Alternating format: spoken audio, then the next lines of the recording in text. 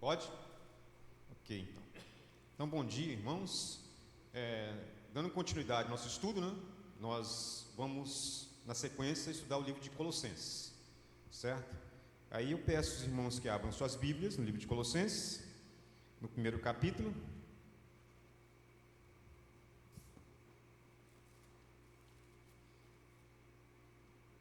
Ok? Colossenses, capítulo 1.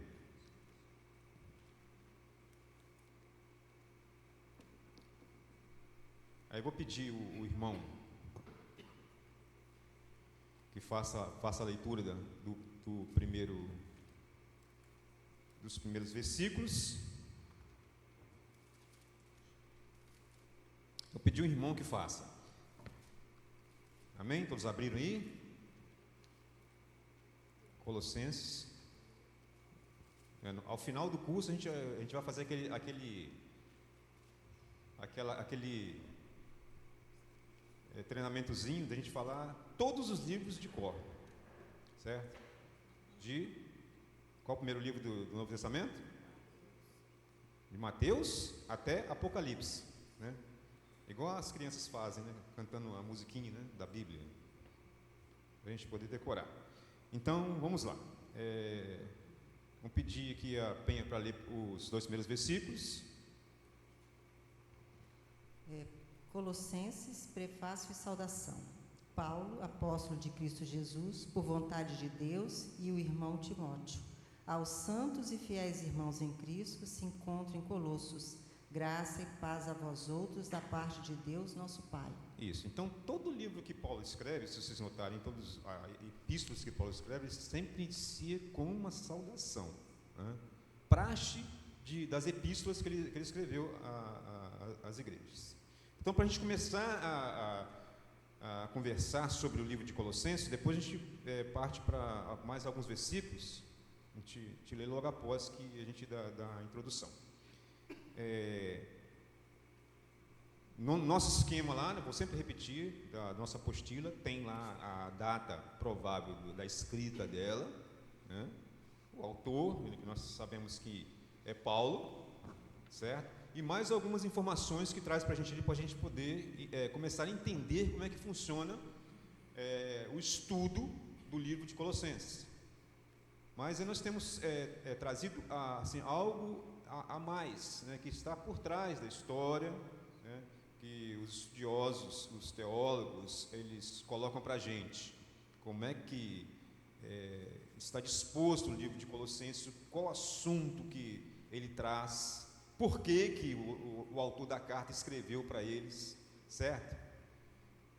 Então, uma das coisas que a gente traz assim de diferente, a localização, que a gente sempre está colocando, né? Relembrando o nosso mapa, eu vou sempre estar falando isso aí, aquele mapa, né, do Novo Testamento, na qual ali está as viagens de Paulo, por onde ele passou, né? Assim como nós estudamos as outras cartas. Então, esta igreja faz parte do roteiro que Paulo fez em suas viagens missionárias, tá? Suas viagens missionárias. Aí eu vou fazer aquela perguntinha para todos nós. Paulo fundou essa igreja? Não. Não fundou essa igreja? Não. Certo? Então, é uma das que ele não fundou, certo? Não fundou. Quem fundou essa igreja? Nós que lemos o livro, né? Quem fundou essa igreja? Epáfras. Se algum irmão quiser participar, tá? Pode levantar a mão que a gente vai passar o microfone. Bom, interessante a gente participar para... não sei, né? Mas para acrescentar alguma coisa. Epáfras, né? Epáfras, este nome é repetido, perceberam? Isso é uma das curiosidades também que tem dentro do livro de Colossenses. Na aula passada nós falamos esse nome, não falamos? Epáfras, Epafrodita, né? Não é o mesmo? Ele aparece também lá no livro de Filipenses, o que nós estudamos na aula passada. E agora vai ser dado novamente ênfase a esse nome, certo? E outros nomes que vão aparecer aqui também, que Paulo vai citar aqui de irmãos, que estão aqui nesse contexto, nessa história do livro de Colossenses, fazem parte da história dos Colossenses. Localização de Colossenses, de Colossos, localização. Outro irmão quer participar aí? Sabe a localização de Colossos? Lembra? Leomar, você tem que lembrar aí, Leomar. Eu li, mas não estou me lembrando. Lembra não? Vamos lá, mapa vamos lá. A Penha vai falar, mas vamos aguçar a mente, né? Aguçar a mente. No mapa, a posição mais ou menos de Colossenses lá, ela está onde? Em que lugar? Ásia, Europa, vamos lá. Ásia, se não me engano, é Ásia. Fala, Penha. Ásia. Está na Ásia. Essa igreja aí está na Ásia, né? Algumas outras, né? Faz uma pontinha na Europa, essa aí está na Ásia. Hoje, que lugar seria da Ásia?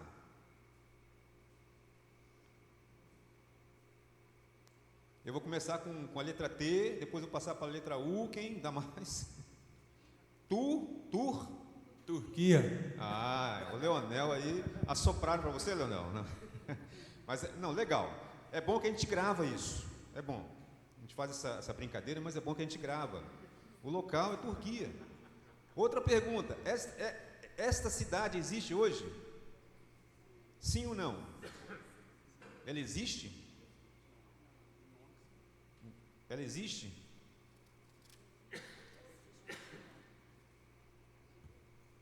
Existe com outro nome. Existe com outro nome. Porque hoje, são fatos que a gente tem que colocar. Ela só existe aqueles sítios arqueológicos da cidade. Certo? Então ela sumiu. Quem quiser ter alguma como é que fala, lembrança dela, ou, né, ele vai ser só com aqueles materiais arqueológicos que são achados, só. Então, com o passar do tempo, ela foi sumindo, certo? Foi sumindo. Capítulo 1, continuando aí, eu peço, vai, Leomar, leia o versículo 3 até o 8. Graças a Deus, Pai de nosso Senhor Jesus Cristo, quando oramos por vós. Continua. Desde que ouvimos da vossa fé em Cristo Jesus e do amor que tendes para com todos os santos, por causa da esperança que vos está preservada nos céus, da qual antes ouvistes pela palavra da verdade do Evangelho, que chegou até vós, como também em todo o mundo está produzindo fruto e crescendo. Tal acontece entre vós, desde o dia em que ouvistes e entendestes a graça de Deus na verdade, segundo fostes instruído por Epáfras, nosso amado conservo, e quanto a vós outros, fiel ministro de Cristo, o qual também nos relatou do vosso amor no Espírito. Isso. Aí nós, quando lemos esses versículos, né, logo de cara está aí o anúncio, né, da pessoa que fez a divisão entre assuntos, né, nos livros da Bíblia. Fala que é uma ação de graças. Uma ação de graças. Paulo dando graças pelo quê? Pelo quê? Por que Paulo dá ação de graças e faz essa ação de graças? Qual o motivo que ele faz? Nesse relato desses versículos aí. O que ele faz do versículo 3 até o versículo 8?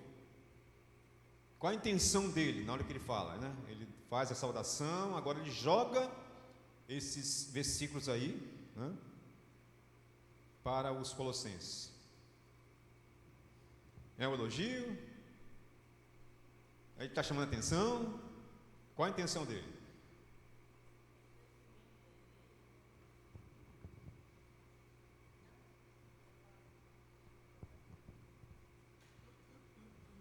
É um elogio, ele está chamando a atenção.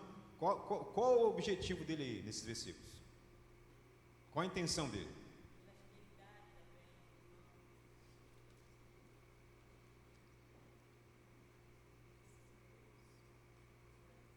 Damos sempre graças. Quando você fala essa palavra, o que você está querendo dizer? Damos sempre graças.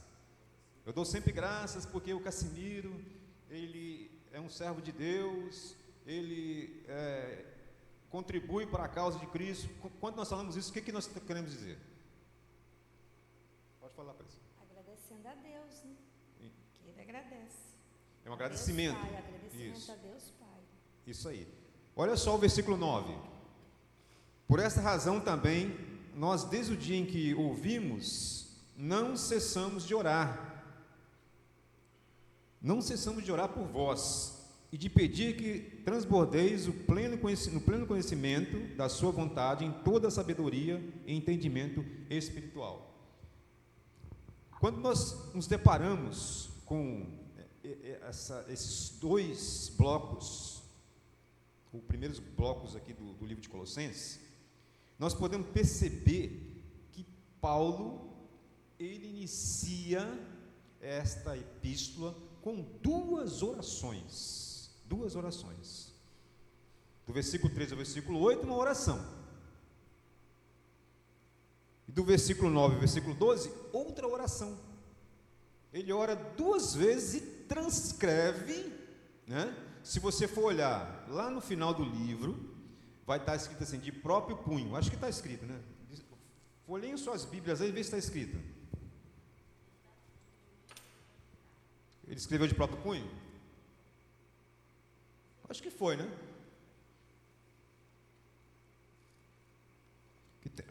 Algumas cartas dele, ele escreveu de próprio punho. E essa foi de próprio punho? A saudação é de próprio punho. Isso. Paulo, lembrai-vos das minhas algemas. Isso aí. Algumas ele escreveu de próprio punho. Outras ele ditou para alguém escrever. E essa ele faz questão de falar.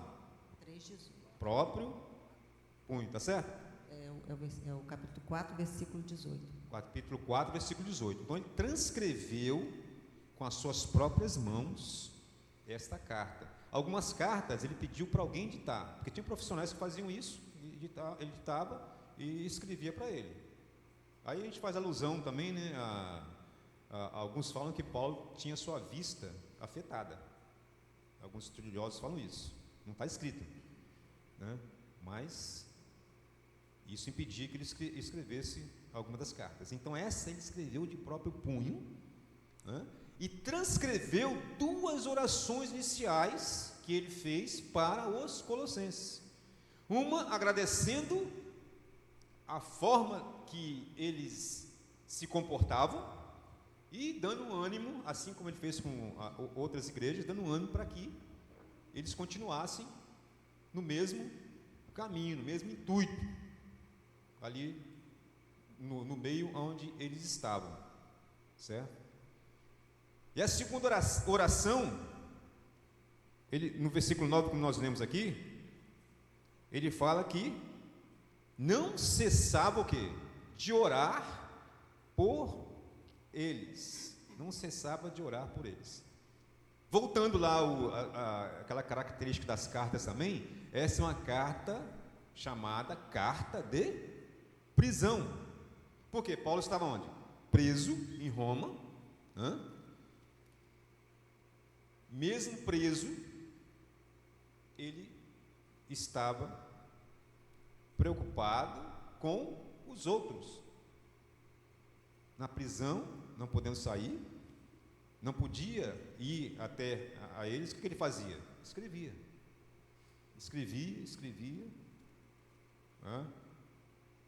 Imagine só, né? Vamos nos colocar no lugar de Paulo, né? Se nós estivéssemos presos, qual seria a nossa sensação? Imagine agora, coloque aí, se coloque no lugar de Paulo. Preso por uma causa injusta? Tristeza, né? Primeira coisa, tristeza. Você está preso. Então a primeira coisa que ia acontecer com a gente é o quê? Tristeza. Mesmo sendo, né, que como Paulo estava preso em uma casa. Quer falar, Deus? Geralmente o preso ele se sente ansioso, ele fica ansioso, depressivo.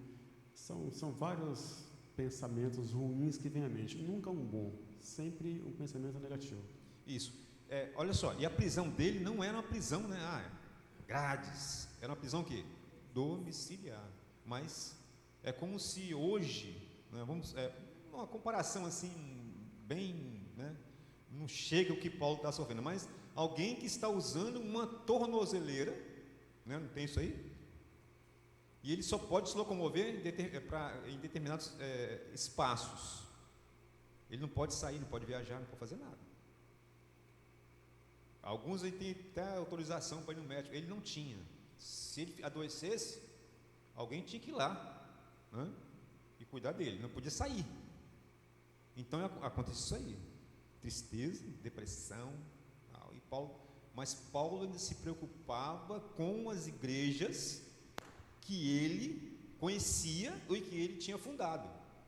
Nesse caso aí, essa igreja ele conhecia, não de fato, né? Conhecia, igual eu conheço aqui o Ananias, Aparecida, nós conversamos, não. Ele conhecia por relatos de outros irmãos. E um dos irmãos que relatou para ele foi Epáfras, que é o que iniciou essa igreja, que era o líder da igreja de Colossos, e relata para ele como é que era o comportamento deles, e ele orava por eles, inicia aqui o livro com oração, né, incentivando os irmãos de Colossos. O livro de Colossenses, ele traz um assunto principal. Qual é o assunto principal de Colossenses? O assunto principal. Isso é fácil de vocês responderem. Pega o microfone, Leomar. Passa para a Cecília, fazendo um favor. Ela vai falar agora, ela pediu lá, levantou a mão. Mas para todos ouvirem, vai, por favor. Eu não sei se eu estou certa, mas aqui fala que todas as coisas subsistem por causa de Cristo, né? Nada do que se foi feito, se não fosse por Ele, não seria feito. Eu penso que seja esse o assunto principal dessa carta. Isso, Cristo. Mas aí tem um complemento aí, Cristo. O assunto é Cristo. Se nós vamos pegar todos o Novo Testamento, retroagir para o Velho Testamento, o assunto central da Bíblia é Cristo. Mas tem um complemento aí, em relação a Cristo. Antes também, ele estava falando sobre como uma pessoa presa se sente, né? Sim. Aí, tristeza e tal, mas Paulo, em todas essas cartas, a gente vê, ele sempre fala com alegria. Sempre ele orava, né? Agradecia a Deus, e sempre, ele fala com alegria. Em várias cartas, a gente estava falando domingo passado sobre alegria, né? Paulo era um servo alegre, apesar de todas as coisas que ele passava, ele era alegre. E então, né, no caso dele, ele estava na prisão, mas continuava alegre. Sim. Aí, então, voltando lá no assunto, né? Paulo escrevendo na prisão, tal, sobre alegria, e a carta da alegria foi estudada do domingo passado, né? Aquela de Filipenses, a carta da alegria. Ponto central da Bíblia é Cristo, mas aqui Paulo dá uma ênfase a algo, né, sobre Cristo. E qual seria essa ênfase que o livro dá? Pode falar. Eu acredito que seja porque Cristo, sendo cabeça da igreja e o corpo, ele é a cabeça, é tudo, né? Acho que é isso. Também, ele toca nesse assunto. Vocês vão ver lá que no vídeo que eu passei para o grupo da igreja, ele vai falar sobre isso, e vai falar detalhadamente, e o porquê, né, que ele fala isso.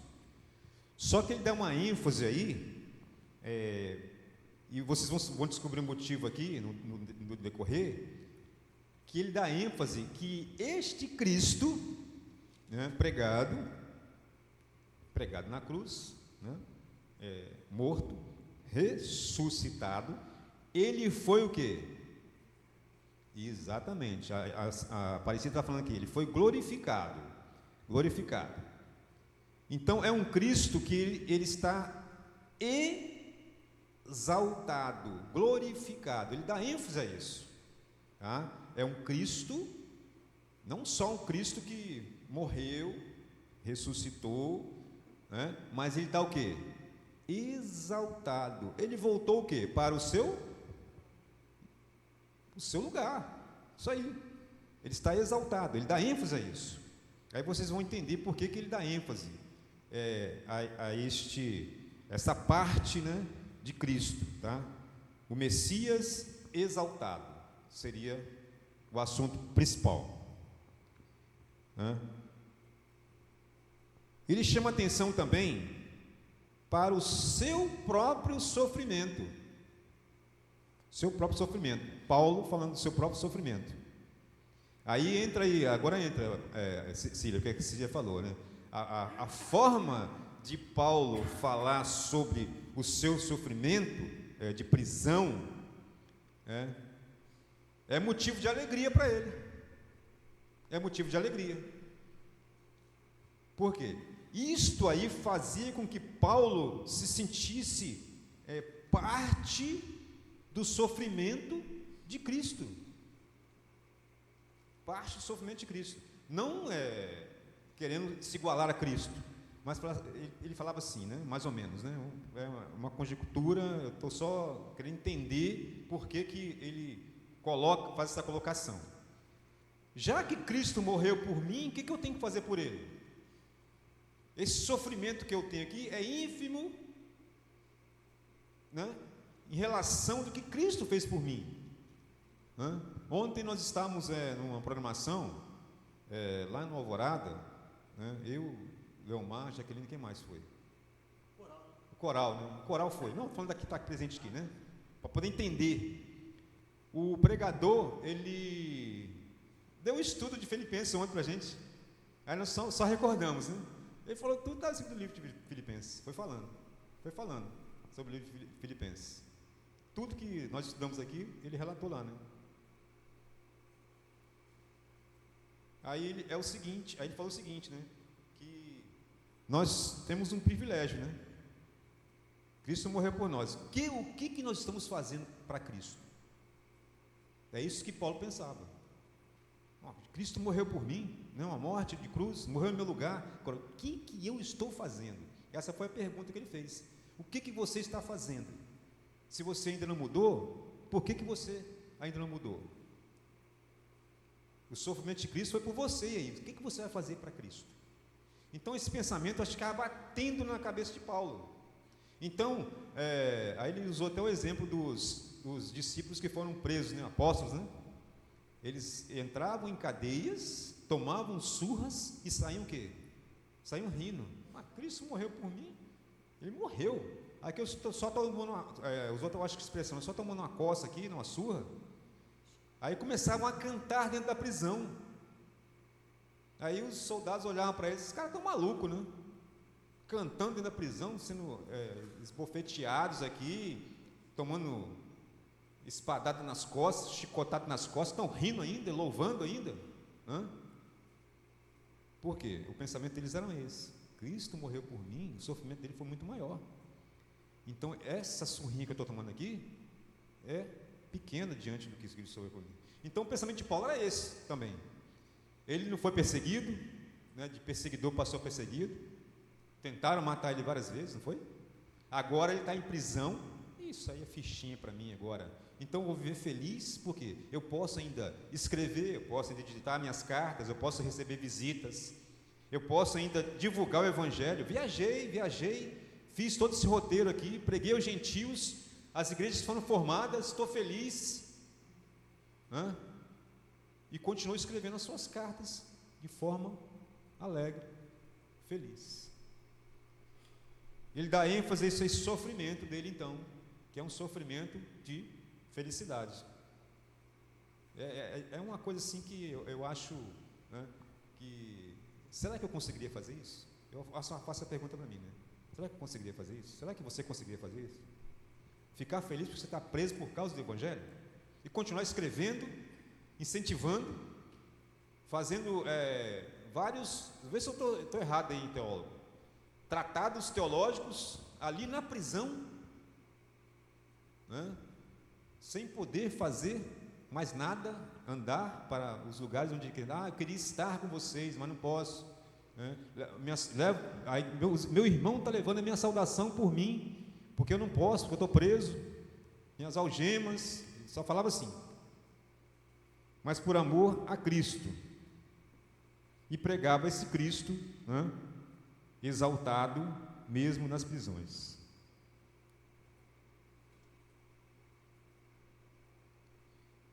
Ele faz uma abordagem, né,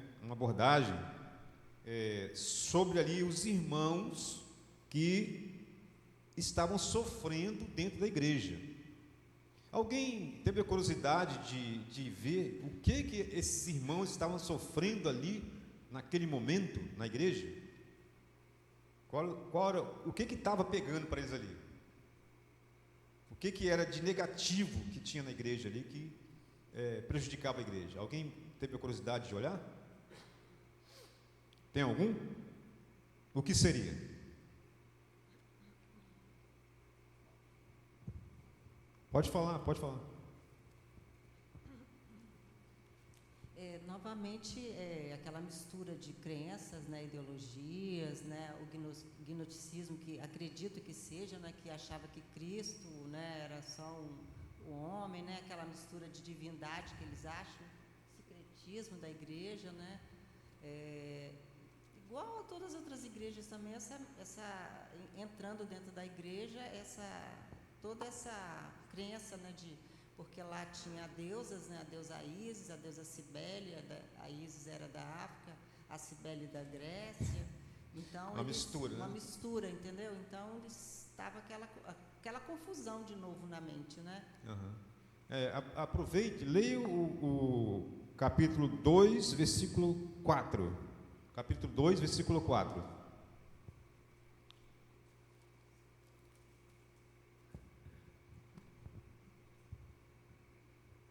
O que diz lá?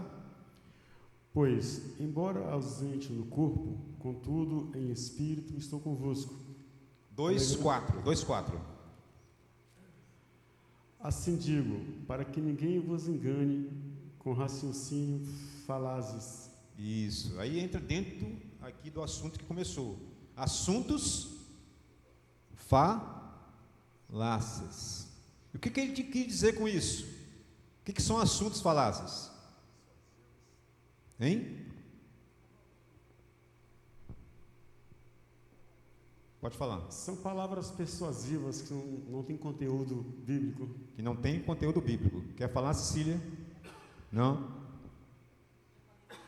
Isso. Quer falar, Stefânia? Alguém quer ajudar aqui? Então são assuntos, né, humanos, certo? Pensamentos humanos. Isso ocorre nos nossos dias? A gente tem que sempre trazer para o nosso contexto, né? Que a carta foi escrita para os Colossenses, mas ela o quê? Ela nos ajuda a entender como é que é o presente. Tem um exemplo deste no presente? Tem, Adelson? Pode falar. Um assunto.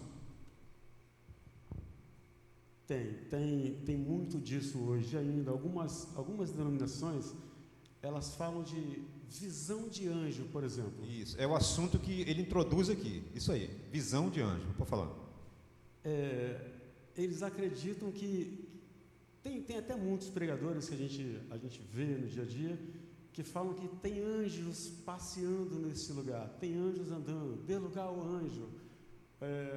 Outros, eu vi um anjo operando esse milagre, eu vi um anjo voando aqui, mais ou menos nesse contexto aí que os colossenses estavam naquela época. Isso. Então, uma das falácias, né, uma das coisas humanas que era colocado, né, o Adelson começou aqui a falar aqui, adoração a anjos. Homens falando que eles tinham que adorar o quê? A anjos. E isso acontece nos nossos dias também. Acontece nos nossos dias também. Trocando a adoração a Deus, a Cristo, né, o Cristo exaltado, por adoração a anjos, certo? Adoração a anjos. E ele continua aqui no versículo 8, ó, cuidado, tá? Cuidado. Essa palavra ele usou também na carta anterior, pedindo que os filipenses tivessem cuidado. Colossenses, cuidado que ninguém vos venha a enredar com suas filosofias vãs. Filosofias vãs. E ele coloca essa palavra filosofia. Filosofia. Né? O que significa filosofia? Quando você fala em filosofia, que nação você lembra? De que lugar você lembra? Filosofia. Grécia. Aí começa. Filosofia. Os maiores filósofos da época, né? Eles estão onde? Estavam na Grécia. E a igreja era composta de quê? De gregos, romanos e judeus. A igreja era composta de gregos, romanos e judeus, tá? Então, sutilezas, conforme a tradição de homens, né? Foi falado aqui, a tradição de homens, os rudimentos do mundo, e não segundo Cristo. Então ele faz um paralelo aí, uma comparação entre essas crenças que eles estavam tentando introduzir e o que ele havia pregado naquele lugar, né? E o que Epáfras ensinou naquele lugar. Sobre quem? O Cristo exaltado. Ele faz essa comparação. Porquanto nele habita o quê? Corporalmente toda a plenitude de quem? Da divindade. Ele está falando de Cristo aqui. Cristo é quem vocês têm que adorar. Não essas, né, coisas que estão sendo ditas na igreja, essas coisas vãs que estão sendo faladas na igreja.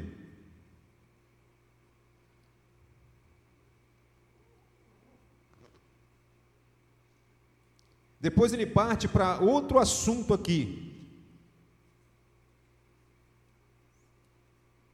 Ele parte para outro assunto.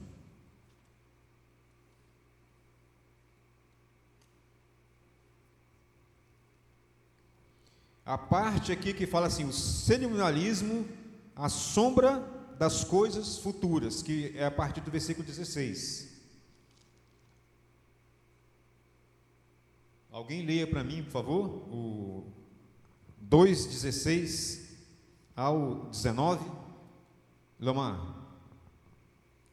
Ninguém, pois, vos julgue por causa de comida e bebida, ou dia de festa, ou lua nova, ou sábados, porque tudo isso tem sido sombra das coisas que haviam de vir, porém o corpo é de Cristo.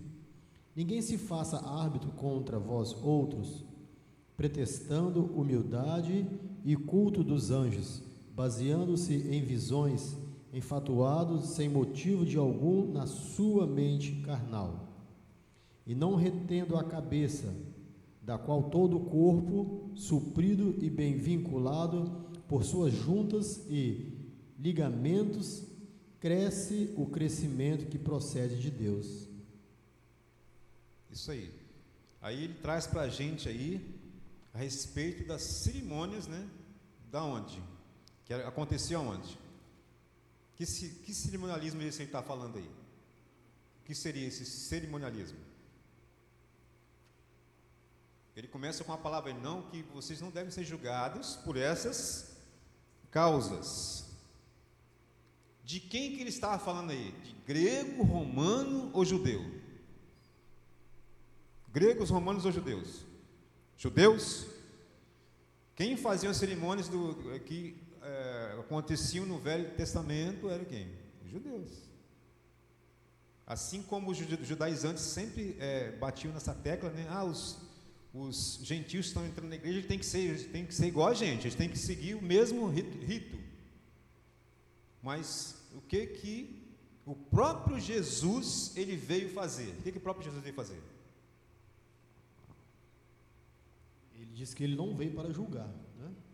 Mas tem outra coisa que ele veio fazer, e a presença dele na plenitude dos tempos veio fazer. O que Jesus veio fazer?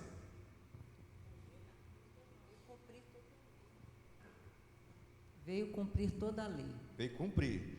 E todos os ritos do passado ele fazia o quê? Ele fazia o quê? Os ritos do passado.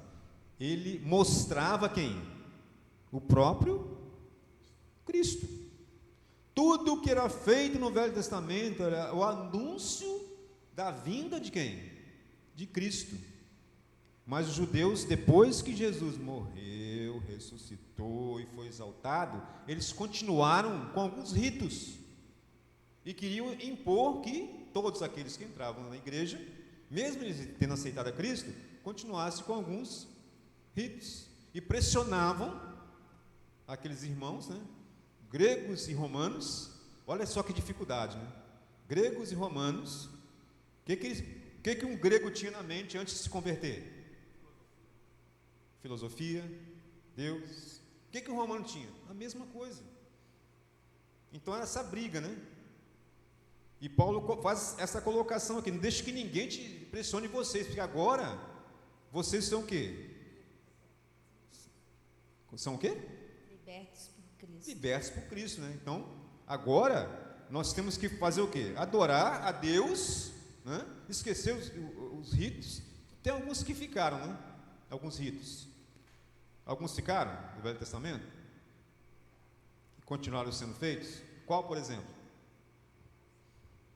Tem um rito aí do Velho Testamento que era feito. Paulo fazia um deles. Foi falado ontem lá, Leomar. Paulo fazia. Todo lugar que Paulo chegava, ele procurava uma circuncisão? Sinagoga. Né? Não é um rito também? E na sinagoga ele fazia o quê? Ele ia lá fazer o quê? Orar. Era um costume judeu. Ele ia orar. Mas agora tem o quê? Igrejas. E as orações iam ser feitas aonde? Na igreja. Na igreja. Todos juntos ali. Para poder montar a sinagoga, o irmão falou lá ontem que tinha que ter alguns irmãos que eram da sociedade, tinham que ser casados, e tinham que ser mais de 3, não é isso? Ele falou isso lá, né? A história diz, né? Então, agora não.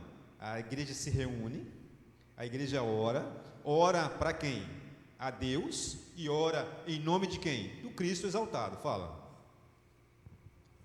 Eu queria voltar na situação dos anjos.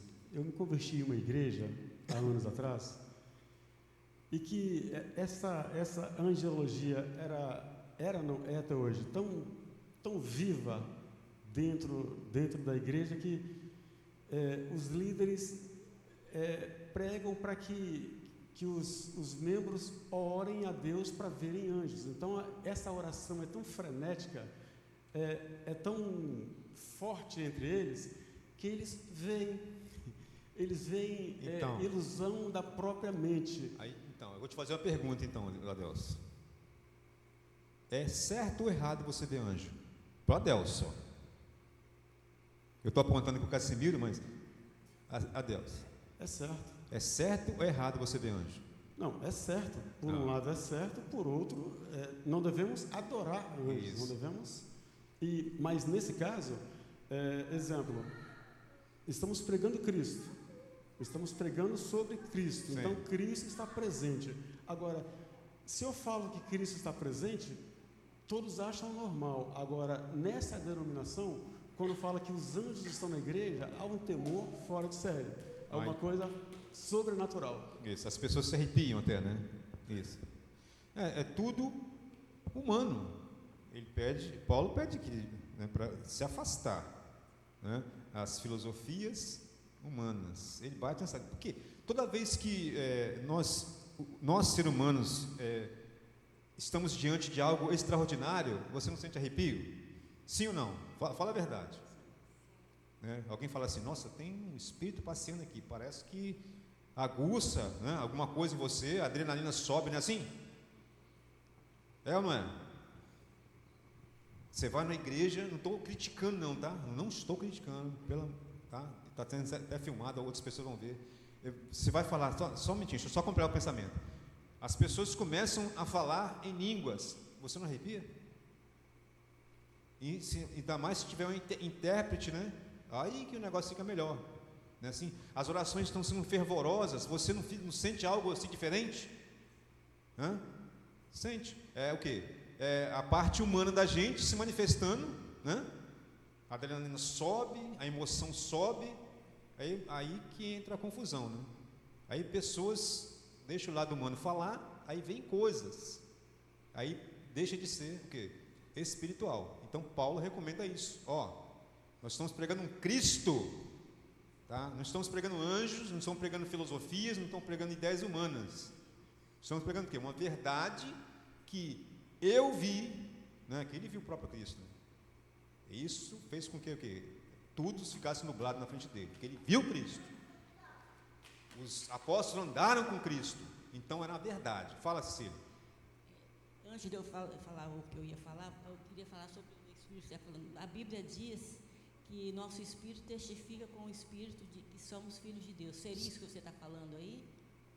Também, faz parte. Certo. Também. O Espírito não só, né, testifica que nós somos filhos de Deus, mas também o quê? Ele nos conduz para a verdade. Então, ele mostra para você a verdade e mostra para você que é mentira. Se nós estamos em Espírito, né, as coisas que vêm, que não são do Espírito, nós vamos reconhecer. Temos que reconhecer. Certo? Certo. Falar sobre os anjos. De novo, os anjos? Sobre os anjos. Continuar. Tá bom. Muitos irmãos, muitos mesmo, inclusive um irmão bem antigo de igreja falou comigo esses tempos atrás. Aliás, não falou comigo, falou lá na frente da igreja, né? Ainda bem que nós temos os anjos que ficam ao nosso derredor. Mas aí tem um grande erro que quando a Bíblia fala do anjo do Senhor, acampa ao nosso redor, Não. é que é Cristo. É Cristo. O anjo do Senhor. Quando a Bíblia fala assim, um anjo, é um anjo de verdade, um outro anjo. Isso. Mas quando ela fala, o anjo do Senhor acampa, é o Jesus Cristo. E as pessoas levam, assim, pessoas que entendem, assim, estudam a Bíblia há muitos anos, estão perdidos nisso aí, porque interpreta diferente. E a maioria das igrejas também, né, prega isso aí, que os anjos, né, não levam isso aí ao pé da letra, que é o anjo do Senhor, Isso. Jesus Cristo. Isso aí. Tem que fazer essa diferença mesmo, né? Quando fala o anjo, né? E algumas bíblias atrás, assim, o anjo com letra maiúscula, ainda uns colocam em negrito o, né? Para poder identificar que ele está falando de Cristo, né? O anjo. Isso aí, boa lembrança. Tá? Partindo lá para o capítulo 3, versículo 5. O irmão que está com o microfone, 3:5.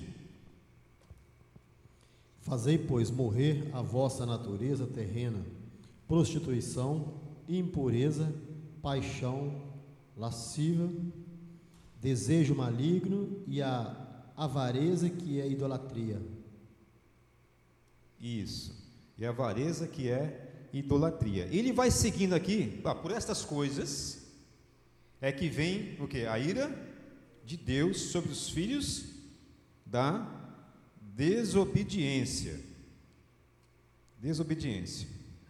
Aí ele faz aqui até o versículo 11 do capítulo 3, ele vai dando aí uma série de recomendações para os colossenses a respeito desses pecados, se vocês forem aí, uma sequência. Fujam disso, não façam isso. Agora, tem um motivo aí dele estar falando para eles sobre isso. Alguém poderia me ajudar e falar qual o motivo que ele coloca todos esses pecados aí, relatando para os colossenses?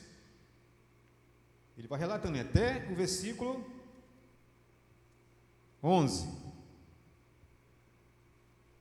Por qual a causa? Por que ele fala isso aí?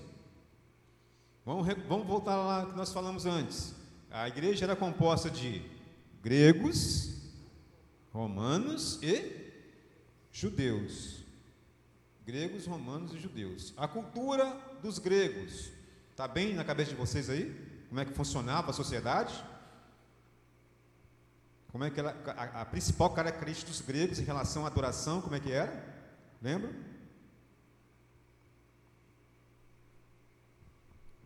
Lembra ou não lembra?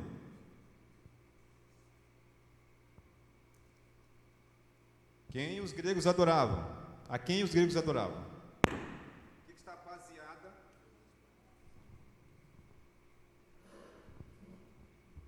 O que estava baseada a adoração dos gregos?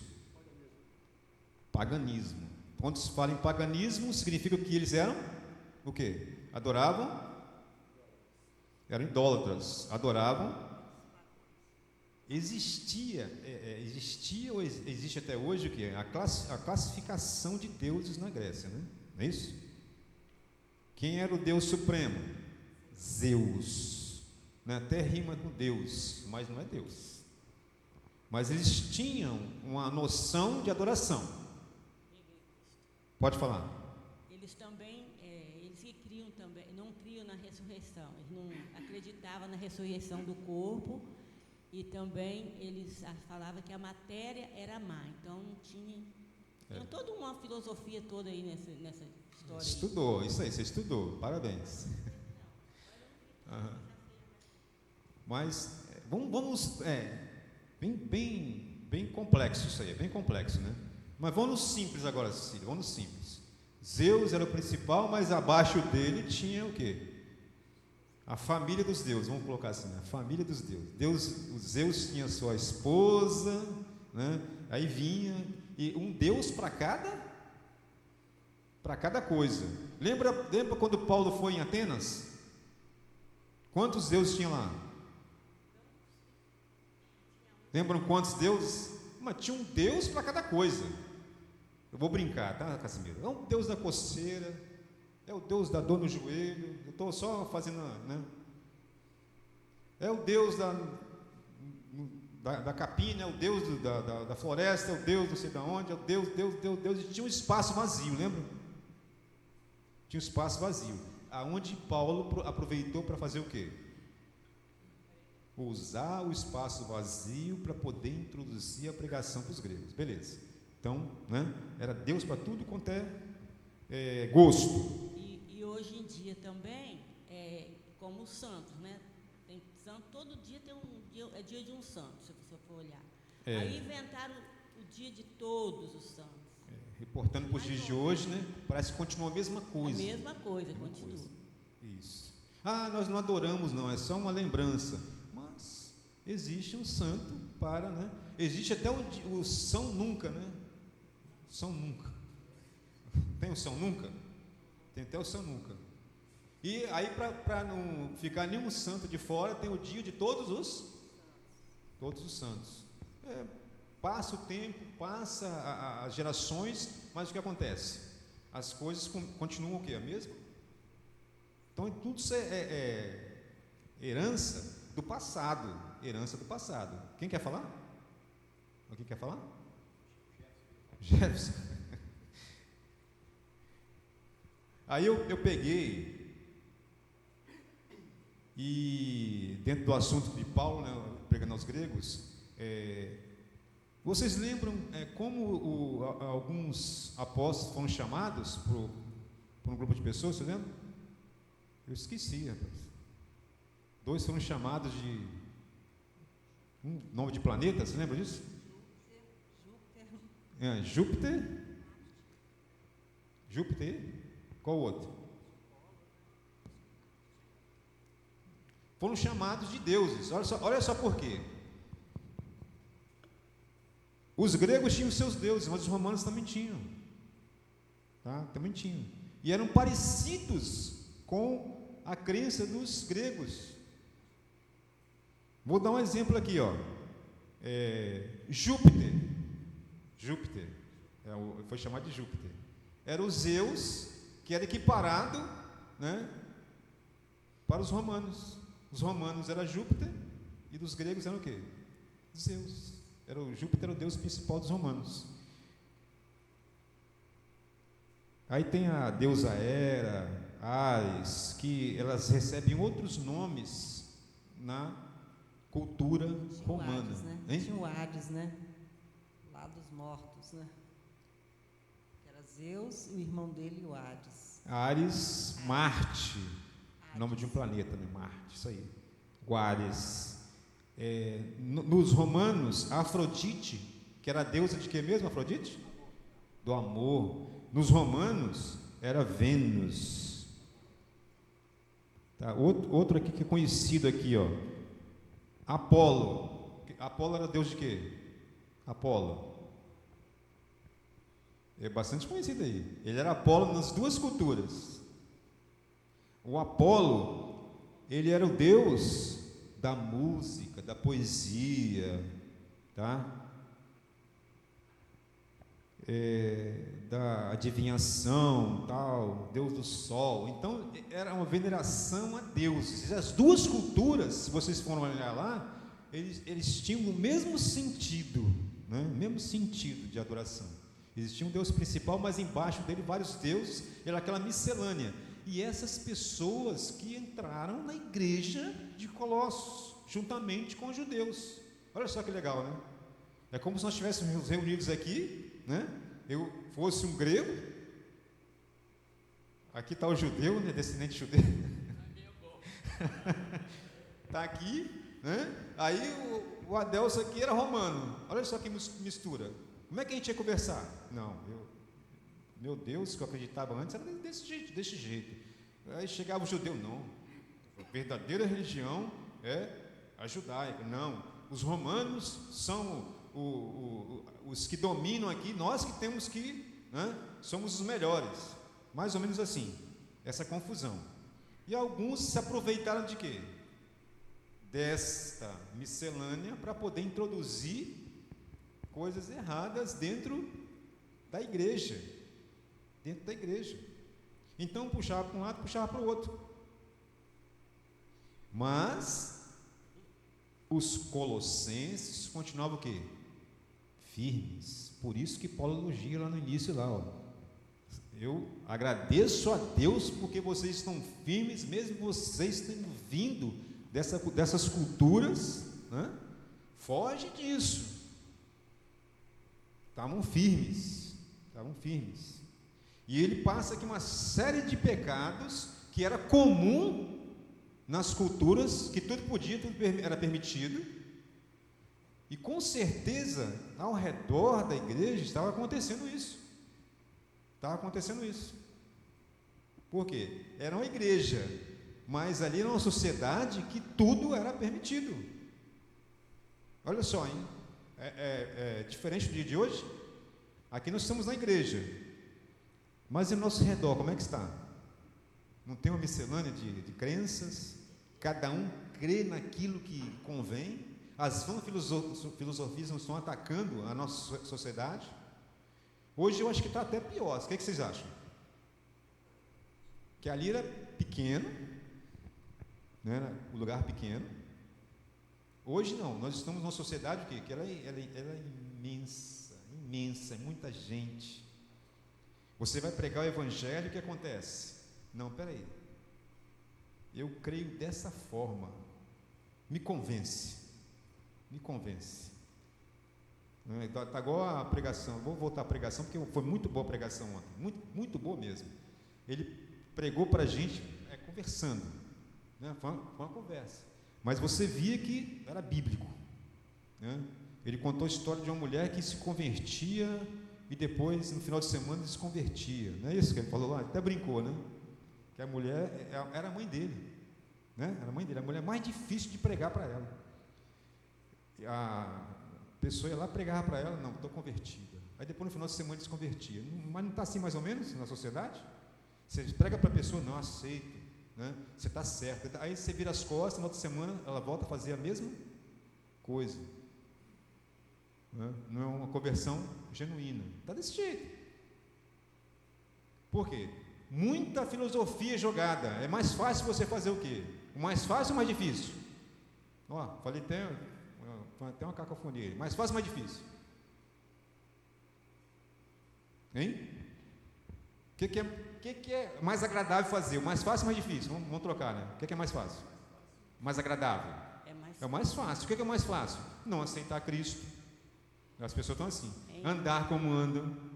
Fala. Léo, também, ontem teve um evento, alguns irmãos aqui devem ter sabendo, uma igreja aí, que o título eu só lembro que é Carnaval não sei lá de quê.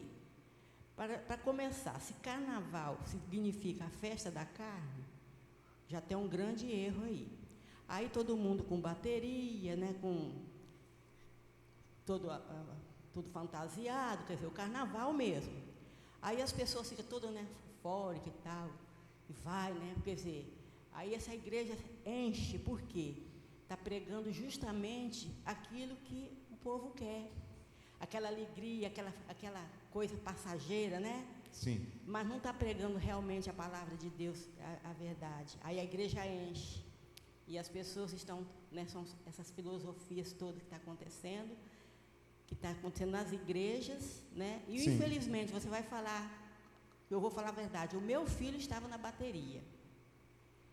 Eu fico triste porque é só oração mesmo, porque a pessoa, né, não procura estudar a palavra de Deus para saber realmente como é que é o nosso Deus, o que Ele quer de nós, né? Nós ficamos pregando heresias, imitando o mundo, né? Uhum. Romanos diz, não se conformeis com esse mundo, né? Muito menos imitar o mundo, é o que está acontecendo com as igrejas, e nós tivemos que ter muito cuidado com isso. Isso aí. Né? Como é que está sendo pregado, aí fala assim, não sei quantas pessoas nos procuraram para se inscrever, claro, vira uma coisa ali, mas a verdade, a realidade de Deus é outra. Então, a pregação do Evangelho, ela tem que ser o quê? Feita para a pessoa se transformar, né? Não para poder agradar a pessoa, mas para poder agradar quem? A Deus. Essa tem que ser tem que ser o princípio. E Paulo coloca aqui no livro de Colossenses, depois no capítulo do versículo 12, desse mesmo capítulo 3. Revesti-vos, pois, como eleitos de Deus, santos amados, de ternos afetos, de misericórdia, de bondade, de humildade, de mansidão e longanimidade. Tá? Aí vem aquela palavrinha de novo, né? Suportáveis uns aos outros, né? Nós já explicamos o que é suportar, né? Não é aturar, mas sim ajudar um ao outro, ser o suporte, né? É como se aqui a pessoa fosse fraca e você estivesse sendo o quê? O apoio dela, uma muleta mesmo. A pessoa está fraca, você está vendo que a pessoa está tendendo a cair, você chega ali, segurá-la, apoiá-la, se puder, colocá-la nas costas e arrastar ela com você, até ela se recuperar, até ela cair em si. Isso é suportar, entendeu? Suporte é esse, né? Tem uma frase que a gente fala assim, eu vou dar o suporte à minha família. Lembra disso? Suporte financeiro, suporte emocional, né? Esse é o suporte, esse é o sentido da palavra, suportar. Depois, eu falei, gente, como é que pode, né? A gente interpreta a Bíblia de um jeito, né? Tanto tempo, e depois a gente fica até com vergonha quando a gente vai ver que é outra coisa. O suporte é esse. O suporte é esse. Para falar a verdade, eu fiquei com vergonha. Mas esse é o sentido. Então, algumas pessoas estão fracas na igreja de Colossenses, suporte elas. Coloque elas, né, em cima das suas costas e vão todo mundo junto, né, para a gente poder vencer, né, todas as fraquezas que porventura, né? E o versículo 16 desse capítulo, habite ricamente em vós a palavra de quem? De Cristo. Instruí-vos e aconselhai-vos mutualmente. Eu estou com um problema aqui, vem o Ananias, me aconselha. né? É mútuo, né?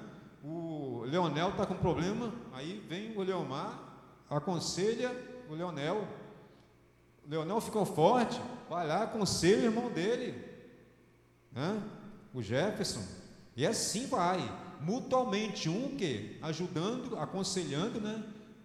Dentro, né? Desta palavra que habita dentro de nós, né? Que habite a palavra de Cristo ricamente dentro de nós. Essa palavra que Paulo pregou aos Colossenses, né? Do Cristo exaltado. Isso aí, mutuamente, um pregando para o outro, falando para o outro, né? Do jeito que a Cecília falou, né? Fique envergonhada, não é envergonhada não. A gente está aqui para aprender, então vamos aprender juntos, vamos fazer tudo juntos, falar de Cristo juntos, isso aí. E para nós concluirmos, dentro do pensamento romano, dentro da igreja, né? Os romanos tinham uma característica de fazer o quê? Aonde eles chegavam, né? Eles faziam o quê? Tomavam tudo, e quem não podia, quem não era rico, eles faziam o quê? Escravizavam, não era assim? Era o sentido da guerra, né? E por sua vez também, os judeus tinham também uma característica de colocar escravos na sua casa. Escravos eram aquelas pessoas que perdiam os seus bens, né? Deviam a pessoa e trabalhavam de graça para eles, tá?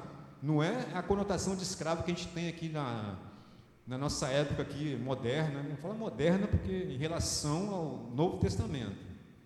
Escravidão, né, de Portugal, escravidão dos Estados Unidos, escravidão da França, não, diferente.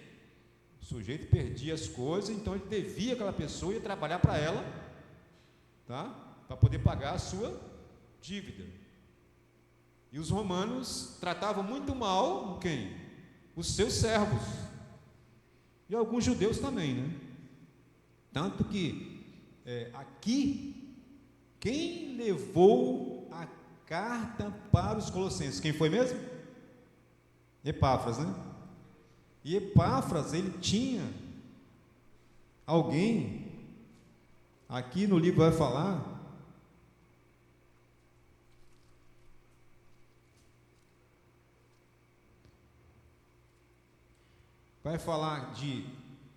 lá no final, no capítulo 4, alguém leia para mim, por favor, versículo 7.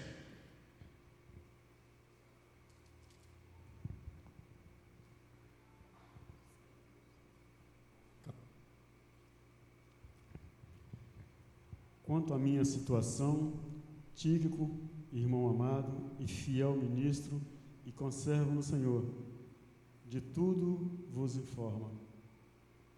Eu vos envio quem? Versículo 8. Eu vos envio com o expresso propósito de vos dar conhecimento da nossa situação e de alentar o vosso coração. Em sua companhia vos envio Onésimo, o fiel e amado irmão, que é do vosso meio. Eles vos falarão saber tudo o que aqui ocorre. Onésimo, quem foi Onésimo? Lembra de Onésimo? Onésimo, ele era um escravo. De quem? Filemon. E Paulo, ele bate nessa tecla aqui, ó, a respeito de família, a respeito de servos, né? Justamente porque Onésimo passou a ser um companheiro de Paulo. Tíquico também foi um companheiro de Paulo, mas Onésimo, ele chama atenção aqui, eu chamo atenção em Colossenses, porque ele era um escravo que tinha fugido de Filemon. E a cultura romana e cultura judaica tinha essas questões e tratavam mal os seus servos. E ele reformula, ó, Cristo não ensina assim, todos são iguais perante Deus, todos. E ele vai falar da família, o pensamento romano em relação à família. O homem era o ditador, a mulher era sua serva, seus filhos eram seus servos tinham que até ficar embaixo dos seus pés, né? O videozinho vai mostrar isso lá para vocês, assim, de forma mais clara do que eu estou falando aqui. Todas essas colocações que nós fizemos aqui hoje. Vocês assistam lá, que vocês vão ver que é bem autoexplicativo, e os desenhos vão ajudar a gente também. Mas é nesse sentido. E Paulo bate nessa tecla, ó. Agora todos nós somos iguais perante Deus. Então, gregos, romanos, judeus, os gentios são todos iguais perante a Deus. Nós temos essa igualdade. Porque uma vez que Cristo morreu por nós, ressuscitou e foi exaltado, foi por todos nós. E chama atenção para vocês, para a gente poder concluir, que alguns deles estavam pensando sempre no céu, esquecendo da parte terrena que a igreja tem que fazer. O nosso céu, ele tem que começar onde? Aqui. Se nós formos seguir à risca tudo que Cristo ensinou, o céu começa onde? Aqui. Temos que pensar no céu? Sim. Na volta de Cristo? Sim. A qualquer momento ele volta? Sim. Mas nós temos que fazer o nosso papel de cristão, né, como igreja, né, anunciando essas verdades, anunciando o Cristo exaltado, anunciando as coisas errôneas que o mundo estão fazendo, batendo nessa tecla, assim como Paulo fez com a igreja de Colossenses, certo? Ele conclui aqui então com uma saudação, tá? Aqui a Penha já até leu, né, no versículo 18, e saudação é de próprio punho.